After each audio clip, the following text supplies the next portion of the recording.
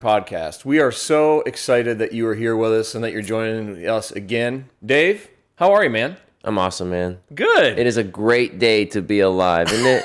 It is. It absolutely is. And, you know, one of the things that we're excited about today is that we want to share something specific with you around the idea of vision. And not just vision definitively, but vision in the valley. And so, first of all, in order to start out, I think we do have to do it, Dave. I think we have to define it. So a lot of people have different definitions. A lot of people talk about vision in different ways.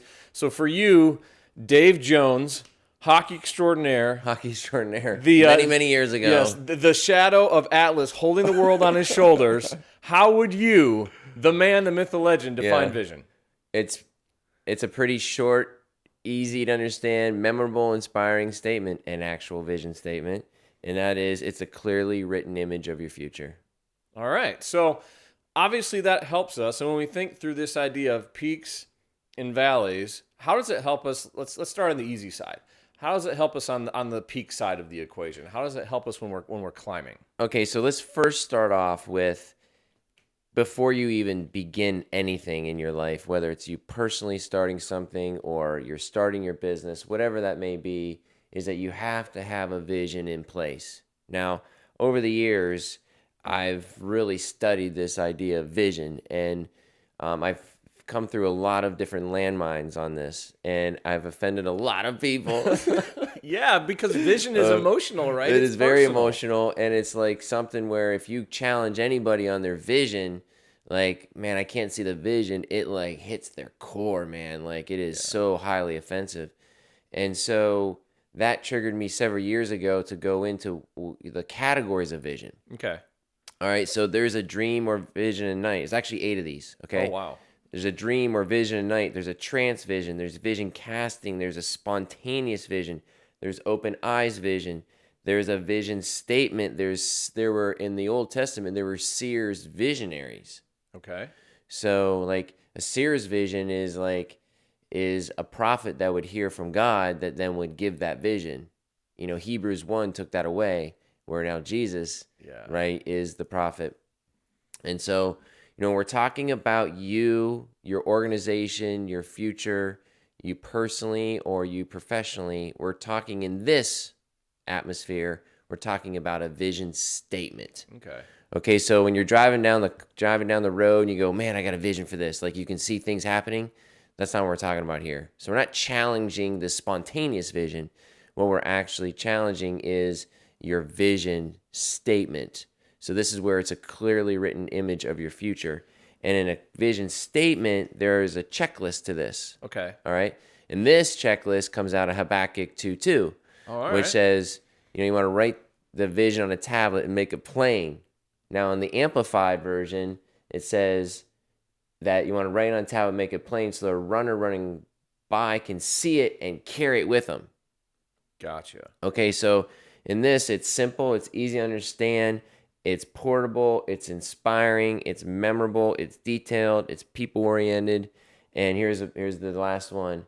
It's got to go outside yourself. It's got to be bigger than you. So to say that a vision is big is kind of like an oxymoron.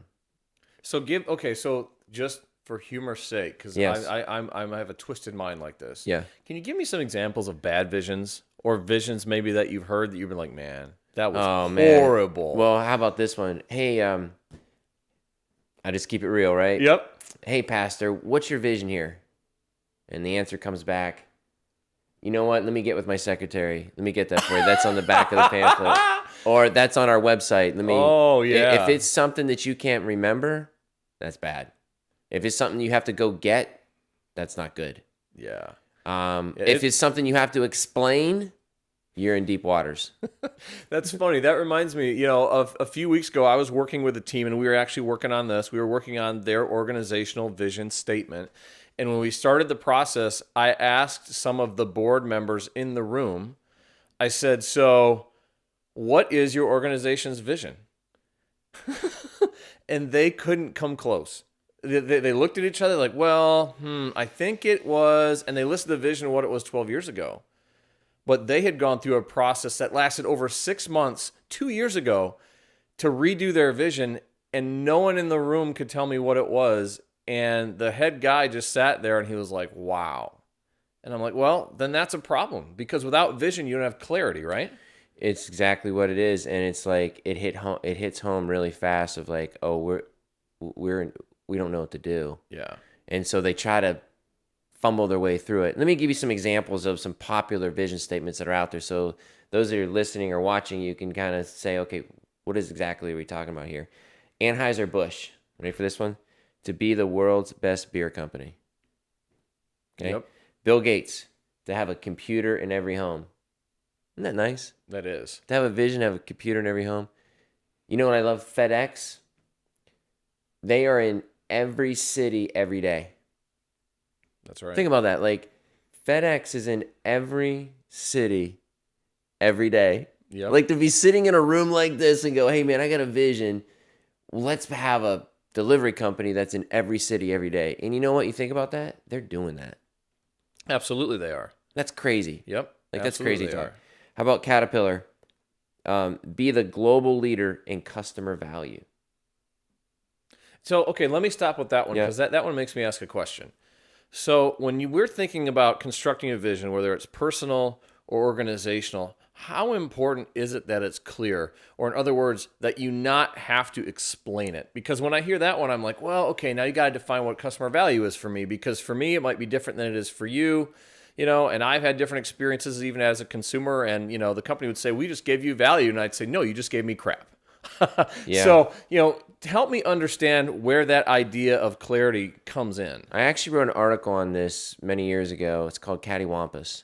And so we'll provide that on this podcast for you. But the idea of the article is it's so messed up in terms of the definitions that are out there. You have a vision that's a mission, a mission that's a vision, and core values. So over the years, how I've defined it through really the work of a mentor many years ago, Tom Adama, is that a vision is a clearly written image of your future. It is the why. Gotcha. Okay? Your mission statements are the how. The mission statement is what mission statements, you can have 5, 7, 9, 3. There is no real number on the mission statements. So the mission is how are you going to do this? Right? So now the vision is the why. It really focuses on the big picture. It's something that's more inspirational than factual. Yeah. So it's if it's written correctly, it's something you will never achieve in this lifetime. You need God to show up. It's got to have an every day, everywhere, all the time, around the world. So let me keep going here. Chick-fil-A, to be the best quick service restaurant. It's not. What's interesting about Chick-fil-A is it's not about food and value. No. Right? It's about quick service restaurant. That's interesting. But there's a side with that too, because part of Chick-fil-A is how they make you feel, right? It's the whole, my pleasure. Yeah. One of the Chick-fil-A's we love to go to, there's a lady who really runs that dining room, and she comes by and loves on our family. We've got a 2-year-old too, and she just loves talking to him. And that has nothing to do with the food, but has everything to do with the vision. That's it. DuPont, to be the world's most dynamic science company. Heinz, to be the world's premier food company. Yeah. Office Depot, delivering winning solutions that inspire work life. That's cool. Isn't that a cool one? Yeah. Disneyland. Everybody loves Disneyland, right? Yep. Come on. Yeah, my wallet doesn't. To have a place where children and parents can have fun together. That's a pretty cool one, man. It's a pretty cool one. Yeah. So we're talking about vision. Now let's talk about in the valley. Yes. All right. So now you're in the valley. All right. If you don't have a vision, time to stop. Stop the downward spiral, and get a vision statement that's short, portable, easy to understand, memorable, inspiring. That will help you start the incline up on the peak. If you have something, a lot of times I say there's 3 problems with vision. 1, you don't have it. 2, you're not communicating it. And 3, here's the whopper. You don't believe it. Wow. So you may have written it many years ago, right? You have it somewhere. It's time to dust it off. Start really getting it into your spirit. Start communicating it. Start believing it. Start getting people around you that are more inspirational rather than negative. that are just pulling you down, get people around you that are, we talked a lot about mentors. A lot of our guests talk about mentors and how important that is. So if you're in the valley, dust off that vision statement and really get on your knees and pray and start getting in your spirit and believe, and the world will turn for you. But let's talk about that for a second. So, when we talk about the valley, and I don't know if we've defined it enough in the time that we've done this podcast so far, we can do it now. Part of what gets us into the valley is being depleted in 4 areas, right? Mentally, emotionally, physically, spiritually. Your MEPS is what I call them. Yep. And so you're depleted in 1 to 4 of those things, which drags you down. Circumstances will help get you there too. Mm-hmm. So once you're in the bottom, you're feeling depleted, bad things have happened. Where does vision come in to help you break through before you get to what you, Dave, call the death line and you quit? Where does vision step in then? To prevent the death line and you stopping, vision's got to come in a long time before that. It's a matter of understanding that I'm in a valley, mentally, emotionally, physically, spiritually, and identifying it. One of the problems that we have is that we don't identify the issue, right? We just move on. So mentally, I'm exhausted. Physically, I need to start working out. I'm a mess, right? Spiritually, I need to get with my Heavenly Father, right? So emotionally, I need a rest. I need some time away. Mm-hmm. Like just having that understanding that'll pick you up out of that is really creating awareness towards your MEPS. Yeah, that's really the first step. Well, it's important too because I'm sure we're not the only two. You guys in the audience, when you're depleted, what happens, what drags you down. But I think when we think about vision, and you talked about mission a second ago, vision and mission, each one hits on a different side of your brain, a different side of your anatomy, right? So the visional side really hits on that limbic side, that limbic system in your brain that your emotions are tied to, right? And so the missional side, that really hits the neocortex, which is the very objective side of how we get things you've been done. studying. Come I on, love baby. this. Come Yes. on. Hey, I didn't just show up today. Man, Listen to this. Not. He's all pumped right now. I love it. But it's okay. He only gets excited literally about 10 seconds every day. So you just got to see it, everybody. That just happened. Say that again because that was powerful. Come on. Say it again. Come on. So the visional side ties into the limbic system in your brain, which houses all your emotions. Yep. The missional side ties into the neocortex, which is the objective side that handles the how. So think about your vision side is the emotions of your brain. The mission side of your brain is the objective side. So now when we tie this all together with the valley, when you are down and you are depleted, it really is telling us that your vision is depleted because the how isn't really going to help you get going. The visional side of what you're doing, understand why you're doing what you're doing, is the gas in the car. The car is the mission, that's the how, but the gas is the vision. And so when you begin to understand and embody and remember and put things around you visually, write the mission, write your vision in your workspace, write your vision on your bathroom mirror, put your vision in your car, keep it around you to give you the gas you need to keep going. And then the missional side, that how side is then where the rigor starts to engage. That says we need to do things better, we need to refine, we need to improve. What if we take this out, we put that in, and we keep working it, working it, and working it? Again, that function is mission, but the gas to get us there is the vision.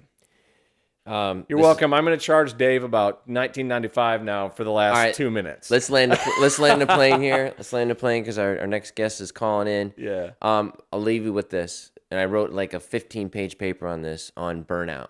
Yeah. Most athletes, executives have been around a while. They say, I'm burnt out. I'm kind of done here. And what happens is a lot of times they're not burnt out. Okay? What it is, they've forgotten the vision. Wow. They've forgotten their why why they're there. Right? And so they're not burnt out. It's that they have to dust off that vision. Totally. And they have to get back into the why. Man, I have a story I could tell, but it's not for this time. But wow. Well, thank you guys for joining us today. Hopefully this added value to you. Hey, do us a favor. We want to ask you to subscribe. Go on and subscribe to the podcast. Leave some comments. Let us know what you think about this topic. Let us know that maybe how it maybe added value to you or gave you clarity. But hey, until then, Dave and I are here. And you know what? We want to encourage you, go apply some rigor. Take care.